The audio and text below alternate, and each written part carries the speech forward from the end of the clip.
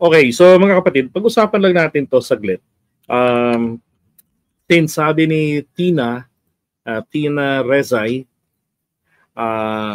confirm kaya pala siya palagi ang bida, siya ibig sabihin, si Aimee, siya ang bida sa movie nila ni Daryl Yap. May mga pasaring o pagpuna kay PBBM sa movie. Matindi ang inggit sa kapatid, interesado pala siya sa posisyon ng Pangulo. Nakita ko po diyan interesado siya na maging presidente din.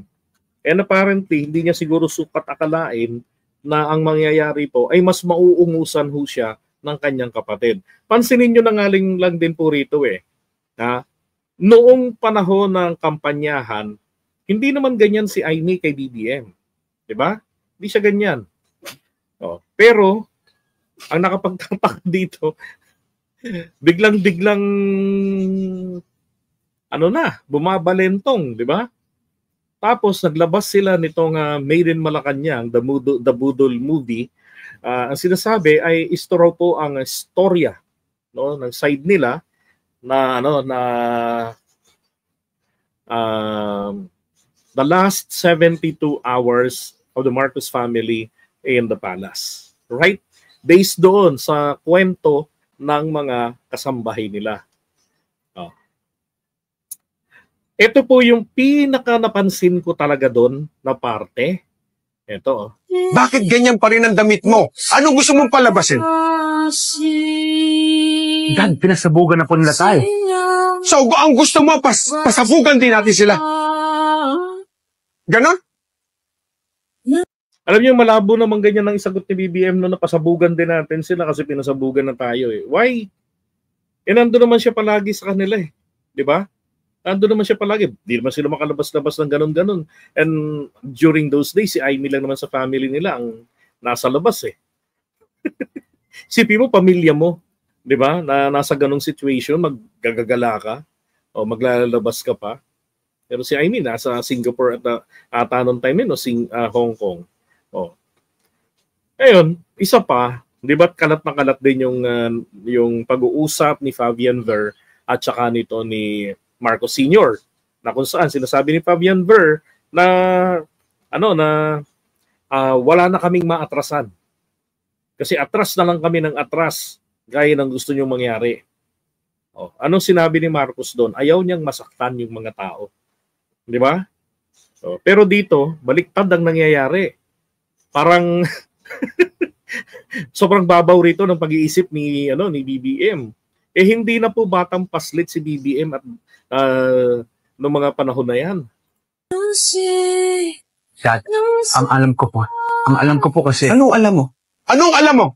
Gusto ko marinig yan. Sige. Gusto ko marinig yan. Anong alam mo? Pakikinggan ko.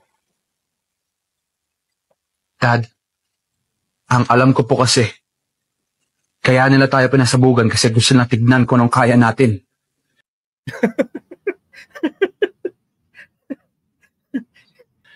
Kung kaya ba natin tumapat sa kung anong meron sila. Sabi naman po sa akin ni General Ver na mas marami pa rin tapat sa atin sa armed forces. Kaya kung sasagot tayo, siguradong panalo tayo. Anong alam mo sa pagkapanalo? Di ba? Ang pangit ng karakter dito ni BBM Ang bobo ng dating ni BBM dito. Sa totoo lang. Anong alam mo sa katapatan? Ha? Gayong palagi kang nagpa-party, palagi kang wala. Mahilig naman talaga sa ganyan si BBM Noong mga panahon nila, ganun, mas yan naman si Aimee, Diyos ko. Di ba meron yung video na party-party sila noon? Pero bakit hindi kasali sa kumakalat na yon? Ang napanood ko lang nga kanina, itong kasama ni BBM ang cute niya pa noon, parang agamulak na payat. Kasama niya noon si Irene. Di ba? Ba't kumakalat yung mga ganon? Normal naman yun during those days usong-uso yun sa kanila.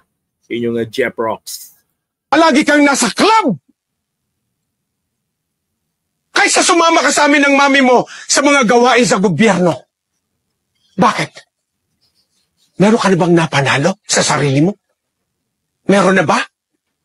Meron ka na bang napanalo na ikaw lang? Tanungin mo ang sarili mo.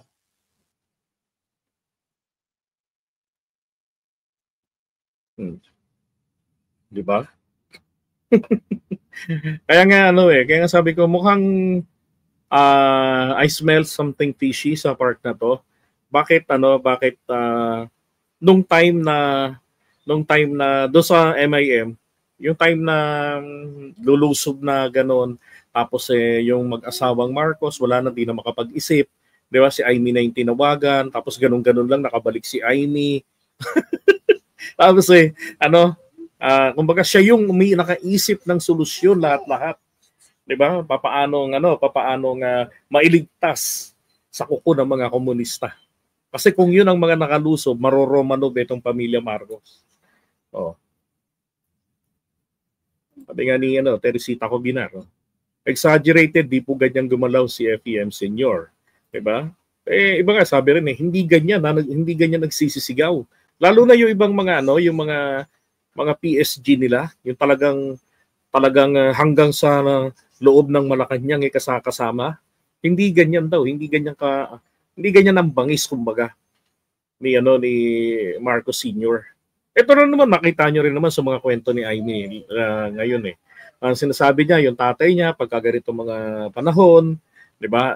Nagpupunta ito sa isang monastery, nagpa-fasting kasama yung mga gabinete niya, yung kanyang mga generals, bitbit niya. O pupuntahin diyan sa Baguio. O ganun. Hindi hindi siya tawag dito. Hindi actually itong kwento na to hindi ito talaga na focus doon sa kwento ng mga kasambahay. Hindi. Kumbaga ito mukhang kwento lang po ito ni Amy. Kaya nga tignan ninyo, yung sumunod nito, wala talaga, hindi po kumita yun. Ang nangyari, gumagastos pa sila Daryl ng pera, pambigay ng mga passes doon sa mga tao. Halimbawa, isang vlogger, kung napansin nyo, may mga vloggers doon, di ba, na nagpo-promote niyan. Anong sinasabi nila? Nagbibigay sila ng mga passes, kung magkita tayo sa sino yung darating dito sa sinehan na ganito, bibigyan nila ng passes. Magkano yun? Yung isa nga, yung itinakbong pera, yung John Villasan, di ba? Nakapost sa FB yun noon. Tinakbo niya yung 500,000 ni Daryl Yap. Ang purpose pala noon, pambili yun ng mga ticket. para magmukhang marami ang nanood, mukhang dinumog.